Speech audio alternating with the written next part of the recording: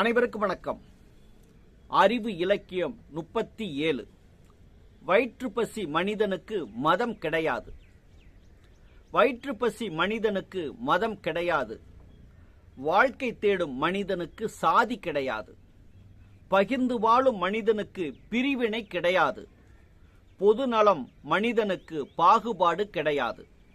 ஒரு தாயின் பிள்ளைகளே பலவிதமாய், ஒரு நாட்டின் மக்களுக்குள் பல பழக்கமாய், உலகறிவும் உயிரறிவும் ஞானமாகுமே, சரித்திரங்கள் படைத்திடும் வாழ்க்கையாகுமே, உயிர்ப்பதிவும் கருப்பதிவும் எண்ணம் தோன்றுமே, செயல்பதிவும் வினைப்பதிவும் மாற்றி அமைக்குமே, அறிவு நிலை உயர்வாலே வாழ்க்கை உயருமே, அனுபவங்கள் செயற்திறன்கள் வெற்றி ஆக்குமே.